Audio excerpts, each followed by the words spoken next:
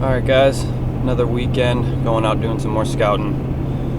We were out last weekend taking a look at a new piece, but we had some file corruption, so we lost a little bit of that footage, but we'll get back out there when we go to do some shed hunting. I think it's a pretty promising area, so I'll be excited to bring that to you guys. But today we're going to go head out and check at least one, if not two, wildlife management areas. One of which I have been in briefly and just saw what it looked like. A little bit of hunter pressure in there, which will be good because I'll be able to explain to you guys how I like to break down pieces and actually map out all that hunter pressure, just using some regular hunting apps that you guys are all familiar with. So we will do that. We will break that down. We will show you how I map all of that out and how I can plan accordingly for this upcoming season. Also, this past week, we took a quick drive out to a piece of woods that I hunted last year. That was in the last video where we were talking about some of the setups and how they worked.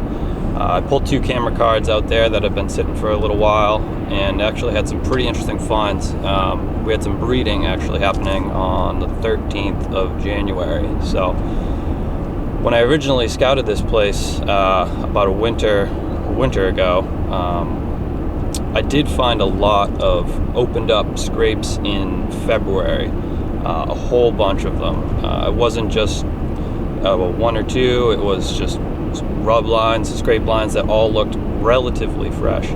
So that was really interesting. And then I got the proof now that there are some does that do seem to come in late out in that piece. So that's pretty promising for future late season hunts. It gives you some hope that you could run into a doe in heat later into December, when our season's kind of drying up, getting close to the end. So that's a pretty interesting find. I also noticed that pretty much all the bucks are still holding antlers in my area as of late January, from what the cameras are telling me. So not sure if we'll be able to find any out here. This is about 15-20 minutes from the house, different parcel. We'll see if we can find any out there, but my hopes are pretty low. I generally don't really start to look for any antlers until March, but you never know, you can find one. So we'll keep our eyes peeled when we're out here, but we'll really just focus on the hunter pressure and trying to map out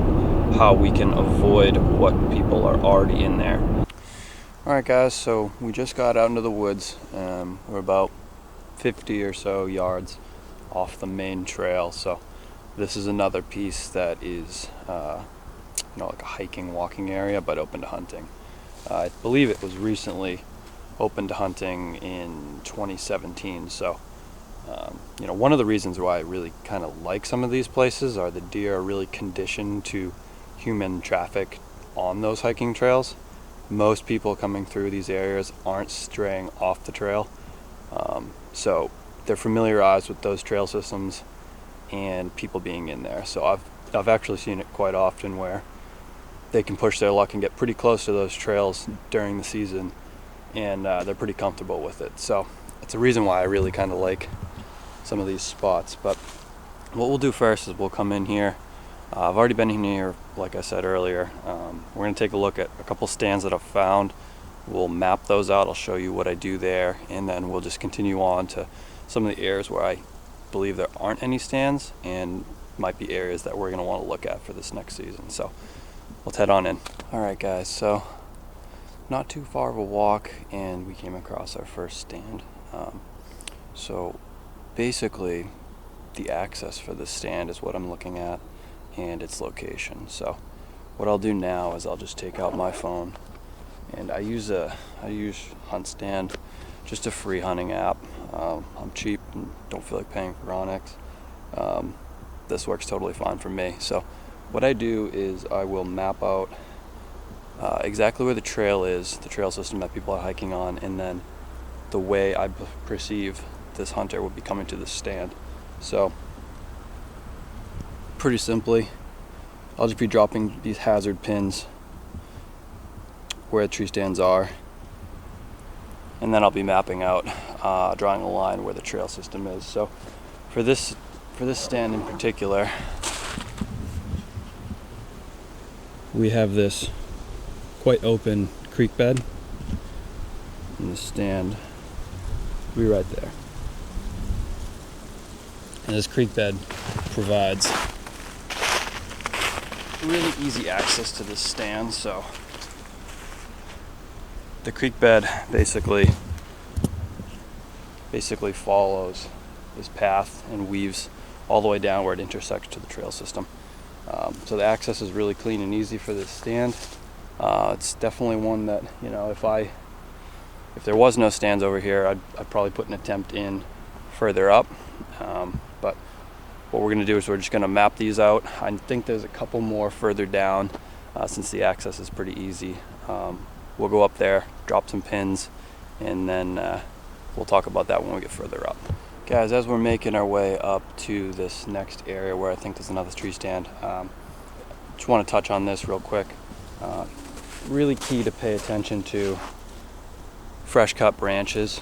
You know, as I'm working my way through the woods here, I'm finding old and new fresh cut limbs. That's a clear indicator that, you know, someone's either been hunting in here or is still hunting in here, and those are the little details we want to be paying attention to. Alright guys, so we're up to the next stand. I'm going to be dropping a pin up here for this tree stand. Like I said earlier, the path of travel that these hunters are taking are pretty important, because that's where they're going to be laying down human scent during the season. Deer are going to be picking up on that.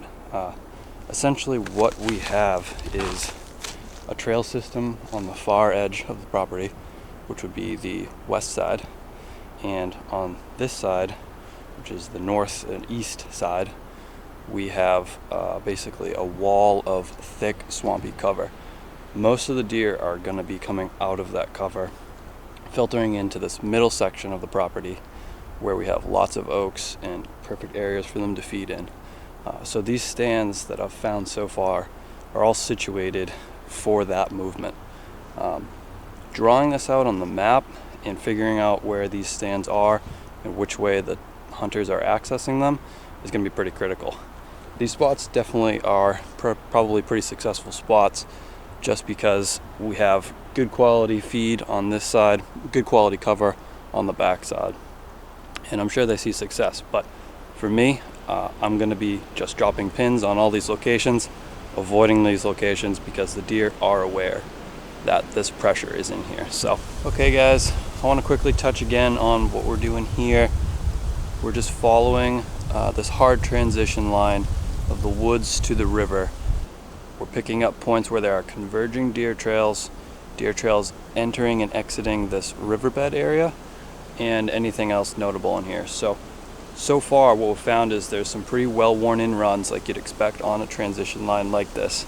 Unfortunately, due to the river being flooded, it looks like we're not going to be able to identify any real bedding areas. So that's what we would be looking for here. We have a high ground with oaks and feeding area, and out in the river we have areas of dense cover, red brush. It's pretty marshy out there, so I'm assuming there are some bedding opportunities out there, and we just won't be able to figure that out at the current point in time. So that's something we'll have to jump into later on in the season once this river recedes. For now, what we can do is jump over onto the other side of the trail and check out the thick swamp where there's other bedding opportunities.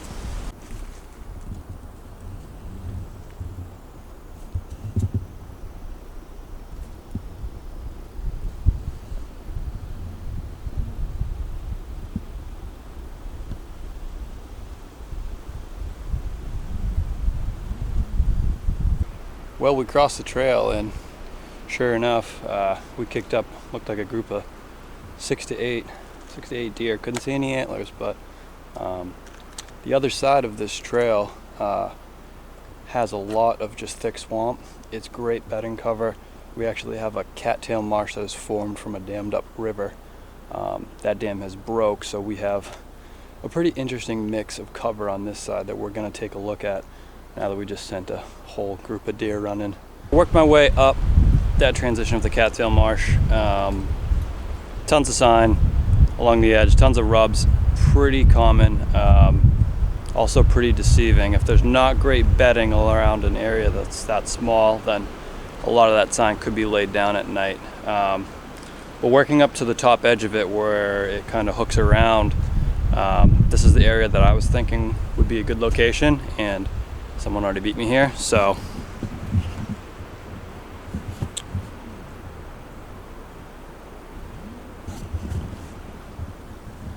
that's all right though. There's plenty of other space out here in the woods, so we're gonna continue around the edge. There's some real thick cover, there's plenty of it left, so we're gonna check out those spots. All right guys, so we're making our way out. Found the access trail for that last stand up by the top of that small cattail marsh. Looks like the pressure and the hunter would be coming from the road, maybe a resident up there. So we're just gonna take our last loop out, go through some of the thicker stuff, see if there's any areas that stand out in there, and we can just drop some more pins for some good looking areas, and if we find any more stands, we'll drop those. Okay guys, so we found a buck bed. I don't know if you can tell, but we got some hair in the bed, quite a few rubs right around the perimeter of it, and it makes it a little difficult for the spot I just found that I thought I could set up in. So we got a lot of thick cover and greenbrier, sweet pepper. It's pretty nasty down here, and then it opens up down over by the creek. So we're on the backside of some of those stands we found before. It's a really good location for this buck to sit because he is just up on this little rise, and he can kind of survey and get good wind from where those other stands are on a southwest wind, which is our most common wind. So all right guys, I've dropped a few more pins around, just around that little bedding area. It is a decent little rise, but what I wanted to touch on now is I made it back out to another trail, and we are only about 50 to 60 yards off those bedding areas. So I just wanted to say that, like I mentioned earlier in the video, these deer really do get comfortable with these walking trails. I'm sure they bed there during season with all the foliage. It's going to be really dense. So what I can do now is just map out the rest of these trails. I didn't see any other stands up in that area, so we could probably make a play on that further in the year. All right guys, we're almost out to the trailhead here. So just one last thing on the way out that I noticed is a lot of the open area near the trail system from the parking lot, about halfway in, there's quite a few areas in here with some moderately dense cover that looks like it holds a lot of scrapes and a lot of sign, which is likely nighttime sign, but I think that there's a possibility that some early daytime movement could be in this area. All right guys, well, we're back in the truck. Hope some of those mapping points and tips that we just went over can help some of you. You know, and not every piece that you go into and scout, you know, is gonna lay out the way you want, or maybe has more hunter pressure in there than you expect. So it's something you can't get discouraged about, and hopefully if you follow some of these tips that we just went over, you can map out where all that pressure is, where it's coming from, and then you can set up according to you know, where everyone else is and where you want to be. We'll have more scouting videos coming up, more shed hunting videos coming up in the next month or two. So thanks again guys for watching.